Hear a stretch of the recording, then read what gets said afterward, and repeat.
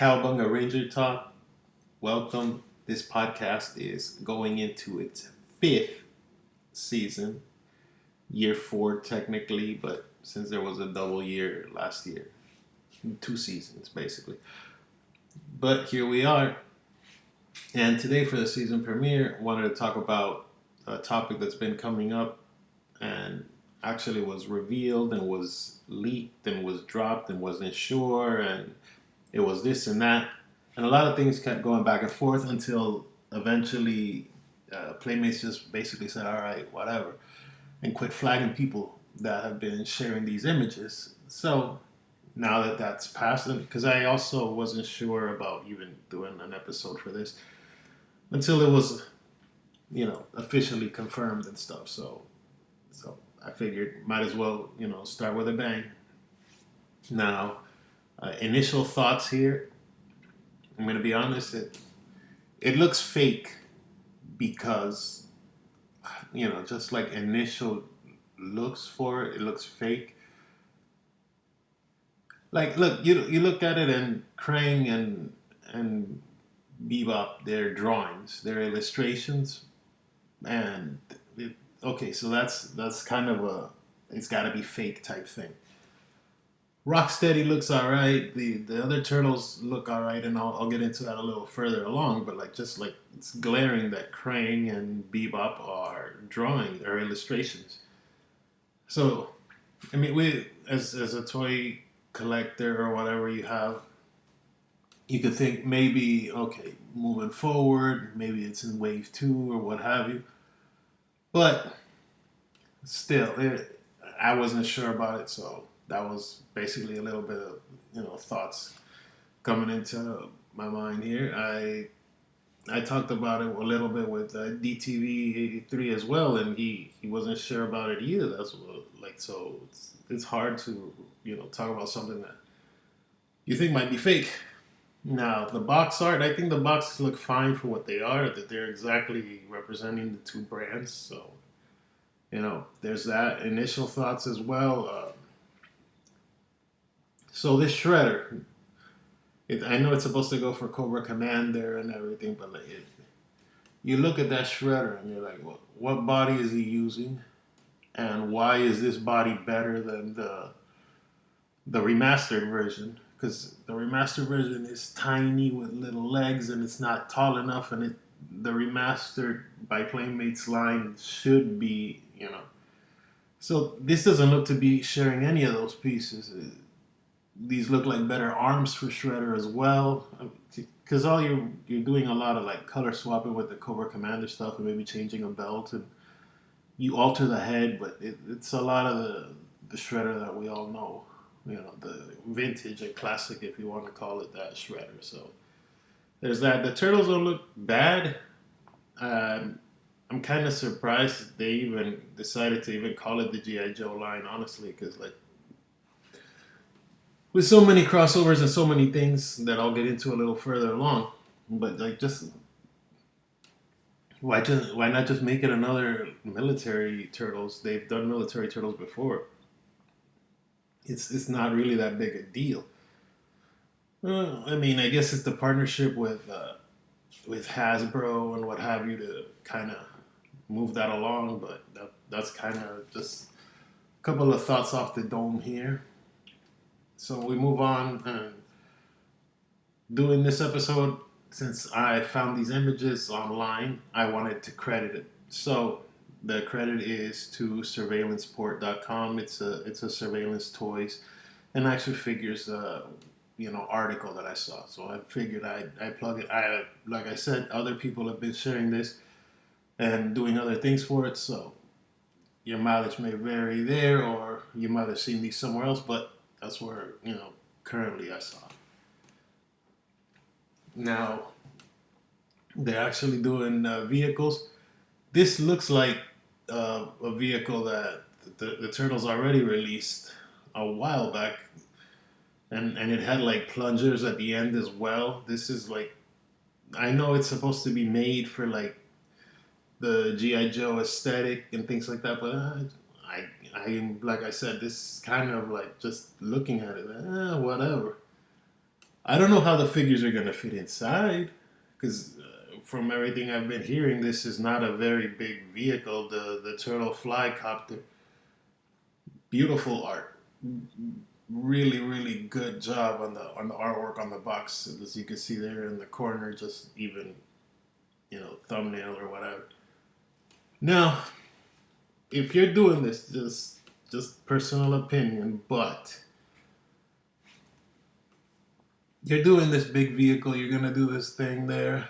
Uh, I don't know, call me crazy, but maybe it'd be kind of cool if they would have put a little remote control engine in there, so you can like actually have the turtles flying. If you can get it, I mean, because you're going for an older demographic anyways. You're not going for the TV Y7 audience. You're going for the 30 and 40 year olds. That's what you're going for. That's what nostalgia's jumping at you for. That's what this is for anyway. So your audience is accustomed to spending more to buy more of what they want anyway. So personally speaking, I think it would have been cool to, hey, look, put a remote control thing on this. Like, so many people have drones and all of these other things now, so it really, and I've seen a lot of these little toy drones of like Iron Man. Oh look, Iron Man looks like he's flying and all of this stuff, and then you see them at liquidators for like $7 or $8 after a year of sitting on the shelf. I don't think remote control type things sell that well, but speaking from a price point, I don't think it would be the most impossible thing to have done. Now, this bike looks very familiar from the original line. It just looks like it's got like one or two uh, stickers that say GI Joe on it. Which you look at this, and this is as best as I can find an image. It looks bootleg. It looks very bootleggy. It doesn't look like it's the actual one. The reason I is called the AWE Shell Striker, and I'm not crazy for it. The reason I would probably get it is because of that April, and I'll talk about that in a minute. But like, just looking at this bike, like, it's smart because your bike might not sell, but you put April in there. So I understand, the theory of what do we do, how do we move this. And April's had, bikes before in the show and in the cartoons and in other iterations, so it makes sense from a practical perspective. You're not sure April's going to sell, you're not sure the bike's going to sell, but you want the line to move on, so you put them together. Makes perfect sense. As a toy maker, or even as a fan, you want to call me, that makes sense, so it makes perfect sense. Now, the reason I will be getting it is because Playmates is losing the license real soon. So by the end of the year, actually, 2020, at the end of 2026, and then I think they have 90 days to clear everything out of store shelves and stuff. But I don't think they're gonna get a chance to do a remastered April, and this April seems to have the same head and body aesthetic as the original one, more or less. So, I mean, a quick customizer, I guess as a toy maker, I can figure out how to add a little paint. So I can just paint the arms yellow and paint the hands peach and maybe take off a little thing. But from the blurry image I see, it might end up not being anything. But just from an outsider's perspective, this looks like it would fit in perfectly with this remastered six pack. And I bought the individuals one as well, and we've covered them because DTV as well had this. So well, the original releases, anyways. And I think this'll do. This April will do to fit into this line because the time is running out. What should have happened didn't happen. The toys you were gonna make, you didn't. And the remastered pack, the six pack, or even the remastered turtles, you can slice it and dice it a million ways. But like I said, me personally, I'll be getting it just for April. I want an April to scale with these guys. Now, Bebop. I mean, not Bebop. I'm sorry. Bebop and Rocksteady. They're here, and I don't think there was a military version of Bebop, but Rocksteady did, and it's right here, the Dimwit Doughboy Rocksteady. So it makes sense that you would make a Rocksteady in the crossover line, anyways, in the military line, anyways, because if you change the box, honestly, you really don't need the GI Joe aesthetic for what you want to do, anyways. And this Rocksteady looks good. I like the articulation points that they seem to have done. The head probably moves, the arms probably move, the hands, the legs are gonna be a little stumpy, but I would also be worried about the scale for this guy. If everybody is across the board 4.5 inches to then there's no playing with the scale idea. This will just fit in with everything else you got. And specifically, this Rocksteady, this Rocksteady is also like probably the number 2 figure I'd pick up. The Krang is tempting as well, but I have to see more of Krang, and I don't want to talk about a figure with a drawing idea of it. I don't know if Krang is actually going to come out, if they're going to make a deluxe Krang, or Krang's going to be, because he's supposed to be Destro, and I don't know about Krang. Krang is, I mean, hey, if he comes to fruition and he looks cool, and I can customize him into looking like he belongs with the remastered line, even better for me, because for me, since Super 7 has done what it's done, I still like the aesthetic, and I like the original Playmates line. So seeing new attempts at it is always intriguing to me as a toy maker, as a toy modeler, whatever. And here, like you see, I put a picture of the original Rocksteady up there, and you could paint the shirt black and paint the pants brown, and that's basically what Rocksteady looks like, anyways. That's a good head sculpt from what I can see. From what I can see, like I said, it isn't the sort of hippo-y teeth that he has as the original remastered version, or that doesn't exist either. But like in concept art, because you're seeing the Rocksteady right there, you look at it and you're like, you know what? Yeah, you could play with this. This is you can as honestly like it's like it's probably like $1.50 max of changing stuff, because you can buy like 60 cents of acrylic to acrylic. You buy a black bottle and a brown bottle, and that's it. You make the shirt black, you make the pants brown, and you let it dry for like 30 minutes, and you're straight. Also interested in this because I have the Super 7 version, which I do like a lot.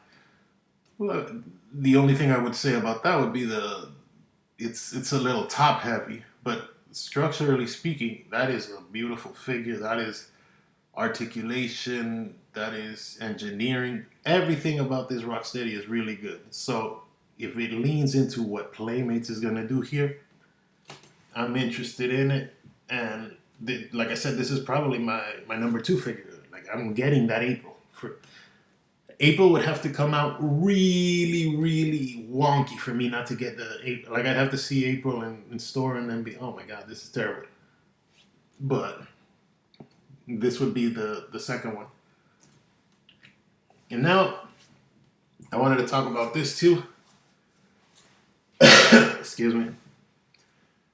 So Ninja Turtles have done military toys before, and they're re-releasing these right here from the original line right now in stores. You can find these military turtles with, and I for some reason I love that design of Leonardo. I had this toy as a kid and I lost him, and I just like the camouflage, the khaki, the olive green for Leo. Like I love that figure. So come on, this didn't really need the GI Joe thing on it. Like I said,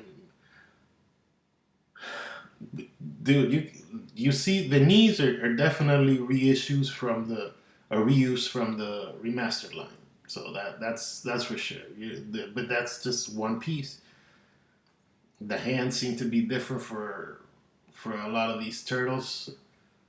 But like I said, these are in store in certain places. The military turtles, this wave of military turtles, because they've done like really they've done like two or three different waves, entire waves of military turtles. With like I showed before, with the Doughboy Rocksteady and like there was another one that was a sailor Mikey that go kind of resembles this sailor Mikey because he's also got freaking blue pants just like the original one. If you paint that shirt white for Mikey, it's and you paint the hat red, I believe you basically have a pretty close remastering of the I think it's midship sailor Mikey. He had a wonky name, but it was still like it's pretty close. And I don't know. I do appreciate the ideas and ingenuity for this. By the way, it's not like it's not grasping me or I'm not getting what it is. Like I said, it's cool as a side piece, but like knowing that this line, the story of Ninja Turtles and Playmates is coming to an end, you'd figure you'd use your time better. You know, it's like you go to Burger King and you want burgers and this is what you want. You want a Burger King burger and then you go there and guess what? They have a, a I don't know, like a slushy, and you wanted a slushy, that's great, but that's not what you went there for. And yeah, you were thirsty, so you got the slushy or whatever it is, the second product, but that wasn't the intended goal. So, like I said, there's that. And these are just a couple of thoughts I got on this. Now, moving forward, I don't know. We'll see if they actually squeeze out a splinter for this line, which would actually be interesting because if they do another attempt at remastering Splinter, even better because that Splinter in the six pack is not great, and this is what that's kind of supposed to walk with. I mean, even the box is kind of reminiscent to the 40th anniversary box that they released last year, like in that big squarey box with two accessories. So it kind of begs to that. Also, kind of covering this a little bit because this goes so close with it, anyways. There was supposed to be more remastered figures. There was supposed to be a single release of Splinter. There, it hasn't come out yet. There was supposed to be, and this was shown at Comic Con, and Toy Fair and all these things like a year and a half ago. And now that you're you're on borrowed time, you'd figure they'd try to do something here. And so Rocksteady was supposed to come. April was supposed to be, come out as well. Shredder, Splinter, single release with a different variant too. I don't know if they actually announced Bebop, but the Rocksteady was for sure coming. Um, Also, this is kind of going for the remastering adult fan, whatever you want to call it, base.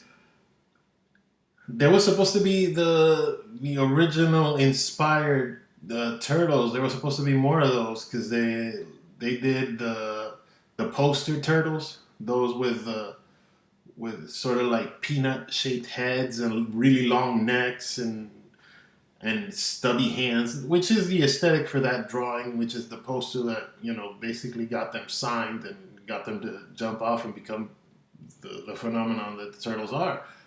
But that was supposed to have a version of Shredder and a version of Bebop, and ain't nobody made any leaks or anything. I mean, this might change tomorrow or anything like that, but from the outsider's perspective, you figure something would have been done by now. But again, like I said, these are just a couple of thoughts. Kind of wanted to talk about this in podcast format, and if y'all, have your opinions or whatever, leave them in the comments. And if you like the video, share it. The show continues to roll on, and catch you next time. Peace.